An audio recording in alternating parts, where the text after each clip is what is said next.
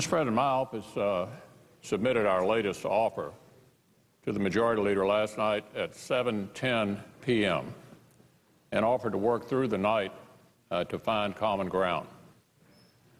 The Majority Leader staff informed us they'd be getting back to us this morning at 10 a.m., despite the obvious time crunch we all have. It's now 2 p.m., and we've yet to receive a response to our good faith offer. Now, I'm concerned about the lack of urgency here. I think we all know we're running out of time. This is far too much at stake for political gamesmanship. We need to protect the American families and businesses from this looming tax hike. Everyone agrees that that action is necessary. In order to get things moving, I've just spoken with the Majority Leader. I also placed a call to the Vice President to see if he could help jumpstart the negotiations on his side. The Vice President and I have worked together on solutions before, and I believe we can again. I want my colleagues to know that we'll keep everyone updated. The consequences of this are too high for the American people to be engaged in a political messaging campaign. I'm interested in getting a result here. I was here all day yesterday. As I indicated, we submitted our latest proposal at 7 p.m. last night. We're willing to work with whoever can help. There's no single issue that remains an impossible sticking point. The sticking point appears to be a willingness and interest, or frankly, the courage to close the deal. I want everyone to know I'm willing to get this done, but I need a dance partner.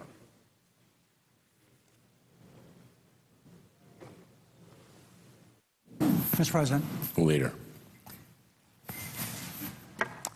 We have been negotiating now for 36 hours or thereabouts. We did have conversations last night that ended late in the evening between staffs. This morning, we've been trying to come up with some counteroffer to my friend's proposal. We have been unable to do that. I've had a number of conversations with the President, and at this stage, we're not able to make a counteroffer. The Republican leader has told me that, and he's just said here that he's working with the Vice President, and he and the Vice President, I wish them well. In the meantime, and I will continue to try to come up with something, but at this stage, I don't have a counteroffer to make. Perhaps as the day wears on, I will be able to. I will say this. I think that the Republican leader has shown absolutely good faith. It's just that we're apart on some pretty big issues.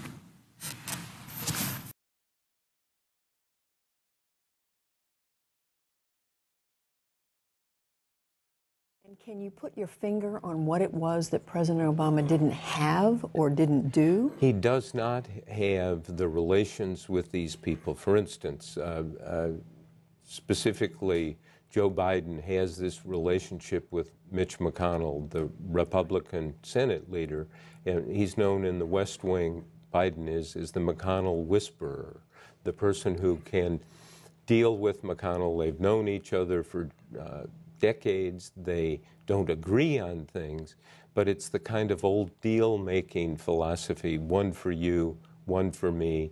And at key points in this 3.5-year period, it's Biden who comes and bails the administration and the president. Of Politics, which will be published on September 11, Bob Woodward gives a blow-by-blow account of the effort to reach a so-called grand bargain, spending cuts and tax increases to cut the deficit. The deal was tantalizingly close, but broke down near the end when Woodward says the president asked Boehner to agree to more tax increases. For Boehner, that was a deal breaker. He wasn't going to get a damn dime more out of me, Boehner told Woodward. At a critical juncture, Boehner didn't even bother to return the president's phone calls. When they finally connected, Boehner tells Woodward the furious president was, quote, spewing coals. The president acknowledged he was angry, but also tells Woodward he had, quote, some sympathy for Boehner because he just couldn't control extremists in the new Tea Party Congress. You see how crazy these people are. I understand him, the president said. To Woodward, the total breakdown of the talks reflected badly on everyone. It was increasingly clear that no one was running Washington. That was trouble for everyone, but especially for Obama. Woodward shows an almost complete lack of communications between Republicans and the White House. In fact, Diane, when Republicans won the House in 2010, the president wanted to call John Boehner to congratulate him, and nobody in the White House had his phone number.